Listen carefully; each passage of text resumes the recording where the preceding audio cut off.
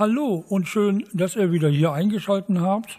Ich bin Papa PA5HR Romeo, mein Name ist Bert und dieses Video soll heute gehen über den Empfang der Raumstation ISS, die internationale Raumstation, die hier übergeflogen ist, und zwar am 16.11.19:20 Uhr mitteleuropäische Küchenzeit oder 18:20 Uhr UTC.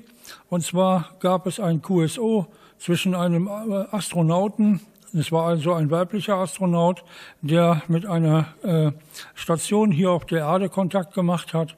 Genau die Station konnte ich nicht hören und wo die von gewesen ist, wusste ich auch nicht, muss aber aus dem arabischen Raum gewesen sein. Denn zur Zeit, wo ich die Raumstation empfangen habe, flog sie schon über den arabischen Raum. Ich habe die Raumstation empfangen mit einer Antenne, 2 Meter Antenne, eine 5-Element-Yagi in etwa 10 Meter Höhe und habe somit die Raumstation so ein bisschen folgen können. Ja, ich hoffe, euch gefällt das kleine Video und wem nicht, der schaut halt ein bisschen weiter. Ich wünsche euch viel Spaß mit diesem Video. 73, hier ist Papa Alpha 5 Hotel Romeo. Doing experiments on the space station. We are doing all of this on the space station to get your generation, you guys, ready to go back to the moon and live and maybe build a station on the moon. So we are practicing for you and checking out all of the systems that you guys might use in the future. Over.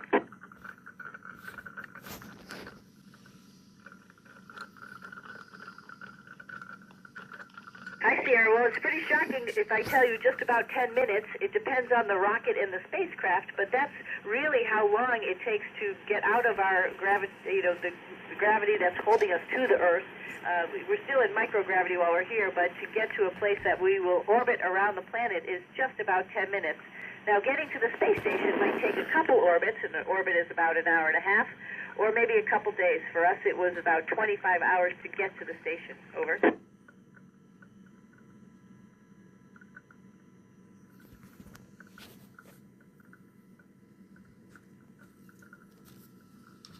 Good question, Andrew. We actually get in our spacesuits here in the space station, connected to an umbilical, which makes sure that our air tanks are topped off. And right before we go out into space, we disconnect that umbilical, so we have a set amount of air while we're out on the spacewalk. But if we start to get low, we can come back toward the airlock and hook back up, plug back in, and recharge our oxygen tanks. Over.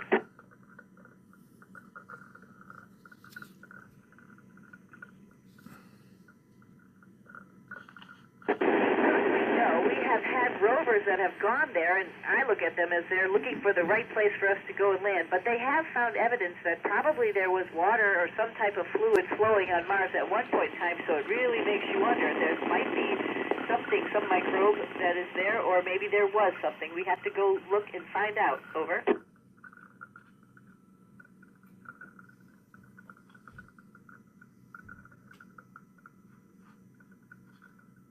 Hi, Tyson. Well, I was mentioning all of us have studied in science, technology, engineering, math. Then we've been part of a laboratory or part of a squadron or part of a team, a group, and maybe were a follower in that group and then became a leader in that group. So it does take a bit of schooling.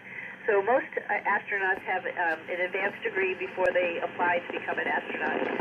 Hopefully we'll be able to launch more and more people into space before long with this commercialism in space, and maybe that won't be the case in the future. Over.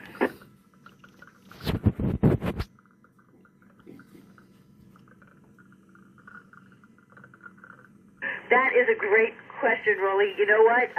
It's harder because you can see so many stars. We don't have our atmosphere blurring our vision. When I look out the window and look at all those billions of stars, there's so many, it's actually harder for me to pick out the constellations. However, you can tell which ones are the bright ones. For example, we were in the southern sky and we saw Canopus today, and then in the northern sky, Sirius, I think it was. Over.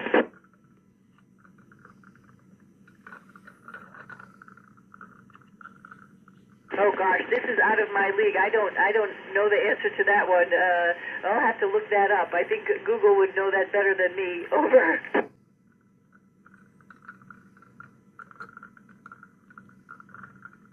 Hey, Geneva. Well, the temperature really varies, particularly like I've felt it as doing a spacewalk.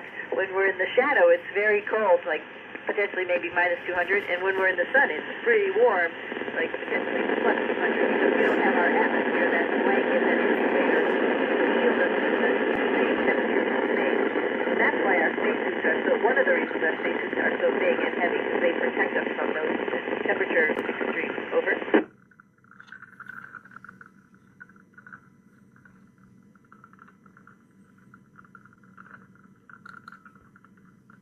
Sure, that's a great question.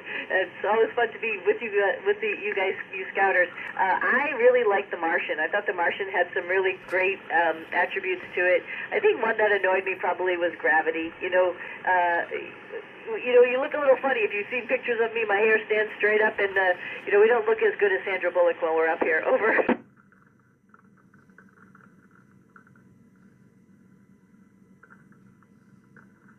Oh my, we're studying all sorts of things. We do experiments, of course, on ourselves, taking our own blood and urine samples, for example, saliva samples, to find out what is going on with us up in space and making sure we can track that and make sure we know how humans will live in space. We're also doing amazing science up here, stem cell growth, DNA, sequencing DNA. We're doing all sorts of exploration